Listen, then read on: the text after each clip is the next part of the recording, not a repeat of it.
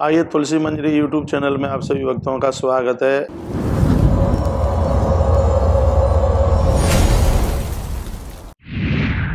हम इस वीडियो में चर्चा कर रहे हैं रमा एकादशी की कथा की महिमा। सुनिए। एक बार धर्मराज युधिष्ठिर ने भगवान श्री कृष्ण को कहा कि भगवान, कार्तिक में पड़ने वाली एकादशी के बारे में आप बताएं, इसकी विधि क्या है, इसके करने से क्या फल मिलेगा, और इसको आप सुनाइए और मैं एकाग्रचित्त होकर के इस कथा को सुनने के लिए बैठा हूँ। तब भगवान श्री कृष्ण बोले कि धर्मराज युधिष्ठिर, कार्तिक मास में पड़ने वाली कृष्ण पक्ष की एकादशी का नाम है रमा एकादशी, और ये एकादशी बहुत बड़े पुण्यों को बढ़ाने वाली है और पापों को समूल रूप से नष्ट करने वाली है। एकाग्र भाव से इस कथा को सुनिए। हे राजा, बहुत पुरानी बात है।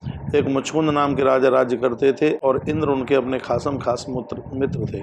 सभी देवताओं के साथ उनकी मित्रता थी। राजा बहुत बड़े धर्मात्मा और भगवान नारायण के परम भक्त थे। समय आने पर उस राजा के यहाँ एक बड़ी सुंदर बेटी का जन्म हुआ और उस बेटी का नाम संस्कार किया गया। बेटी का नाम रखा गया चंद्रभागा। चंद्रभागा थोड़ी से बड़ी हुई। नारी के अंदर जितने गुण होते हैं वो सब के सब उसके अंदर थे, और उस चंद्रभागा का विवाह चंद्रसेन राजा के पुत्र के साथ में कर दिया गया। एक समय की बात थी, वह पुत्र जिसका नाम सोवन था वो अपनी ससुराल में आया। राजा चंद्रसेन विष्णु भक्त परम थे और उनके राज्य की ये विशेषता थी, वो डंडोरा पिटवाते थे कि कल एकादशी है, कोई भी बिल्कुल भी भोजन नहीं करेगा, सबको व्रत करना पड़ेगा। जब व्रत का दिन जैसे ही समीप आया तो चंद्रभागा के मन में बात आई कि मेरे पति आए हैं और वो तो व्रत कर नहीं सकेंगे, और पिताजी की बहुत ज्यादा कठोर आज्ञा है, कोई भी एकादशी को अन्न नहीं खाएगा। दसवीं के दिन वो ढोल पिटवा दिया जाता था, ढोल के द्वारा सबको घोषणा करके बता दिया जाता था। तो वो बड़ी चिंतित हो रही थी। उसके पति शोभन ने अपनी पत्नी को कहा, मैं तो व्रत नहीं कर सकूंगा, मैं तो भूख सहन ही नहीं कर पाऊंगा, वैसा बताओ जिससे मेरे प्राण बच सकें, अन्यथा मेरे तो फिर प्राण ही चले जाएंगे। चंद्रभागा कहने लगी अपने पति से कि मेरे पिता का तो ये कठोर आदेश है, यहाँ तो सब पशु पंछी भी व्रत करते हैं, इंसान की तो बात छोड़िए।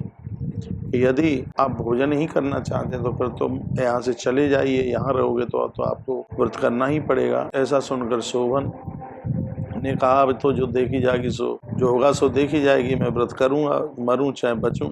और यह सोच करके शोभन ने उपवास रख लिया, लेकिन उसे भूख सहन हो नहीं रही थी। सूर्य नारायण भगवान जब अस्तांचल की तरफ चले गए, रात्रि को जागरण का समय आया, वहाँ कीर्तन होने लगे, लेकिन वो तो बहुत ज्यादा परेशान था। स्थिति हुई कि सुबह होते ही होते तो वन के प्राण निकल गए। राजा ने उसकी चिता इकट्ठी करवाई, चिता जलवाई और उसमें उसको दग्ध कर दिया गया, जला दिया गया, अंत्येष्टि क्रिया कर दी गई, और वह चंद्रभागा अपने पिता के ही घर पर रहने लगी।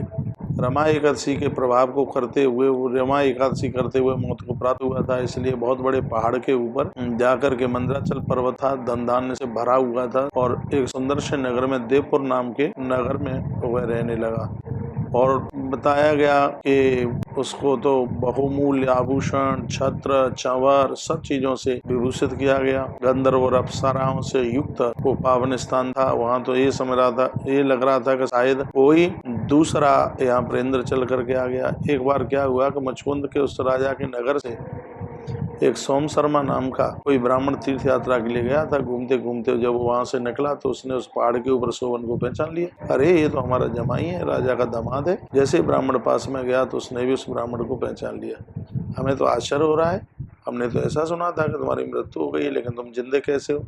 तब शोभन बोला कि कार्तिक कृष्ण पक्ष में मैंने व्रत किया था एकादशी का, और एकादशी के प्रभाव से ये व्रत मुझे, ये नगर मुझे प्राप्त हो गया है, और आजकल मैं यही हूँ। ब्राह्मण कहने लगा, हे राजन, तो आपको ये सब कैसे प्राप्त हो गया? कहा, ये सब रमा एकादशी का ये प्रभाव था। ब्राह्मण ने मुचकुंद नाम के राजा को कहा, उसकी कन्या को चंद्रभागा को कहा कि मैंने जमाई राजा को अपनी आंखों से देखा है। ऐसा सुन करके राजा अपनी बेटी को लेकर के वहाँ उस स्थान पर जाकर के पहुंचे तो देखा तो वहाँ तो शोभन बिल्कुल जिंदा ही था। आंखों से आंसुओं की धार लगने लगी। चंद्रभागा बड़ी जोर से रोई और परमात्मा को ये कहा था कि हे प्रभु, मैंने जो भी ये व्रत किया इसका पूरा का पूरा पुण्य मेरे पति को लग जावे। एकादशी के व्रत को श्रद्धा पूर्वक जो करती आ रही थी तो उसी के पुण्य के प्रभाव से उसका पति द्वारा से, आश्चर्य की बात थी, उसका पति द्वारा से जीवित होकर के आ गया। हे राजन, ये मैंने रमा एकादशी की महात्म की जो कथा तुम्हें सुनाई है, जो भी मनुष्य इस व्रत को करते हैं ब्रह्म हत्या जैसे महापातकों से दूर हो जाते। भगवान कृष्ण कहने लगे कि शुक्ल पक्ष, कृष्ण पक्ष दोनों एकादशियों को करना ही चाहिए, इसमें कोई भेदभाव नहीं समझना चाहिए, क्योंकि दोनों एकादशी समान ही फल देने वाली है। जो मनुष्य इस कथा को सुनेगा या सुनाएगा वो संपूर्ण पापों से छूटता हुआ भगवान नारायण के घर की तरफ चला जाएगा। तो मैं आप सभी वैष्णव जनों को कहना चाहूँगा कि आप एकादशी का व्रत तो जरूर किया करें। कार्तिक मास में पड़ने वाली है रमा एकादशी, बहुत अद्भुत एकादशी है। माताएं इसको करती हैं, पति पुत्र की उम्र बढ़ती है, धन संपदा किसी भी प्रकार की कोई कमी नहीं रहती। ऐसे पिछली वीडियो में मैंने आपको इसका शुभ मुहूर्त इत्यादि के बारे में बताया और इस वीडियो में मैंने आपसे चर्चा की है रमा एकादशी के बारे में। तो आप जरूर रमा एकादशी का व्रत कीजिए। आप सभी को एकादशी की बहुत बहुत मंगलमय शुभकामनाएं। आपका समय हमेशा हमेशा के लिए शुभ हो। प्रभु चरणों में मेरी प्रार्थना है। इन्हीं शब्दों के साथ जय श्री कृष्ण, जय श्री राम, जय गौ माता, जय राधे श्याम।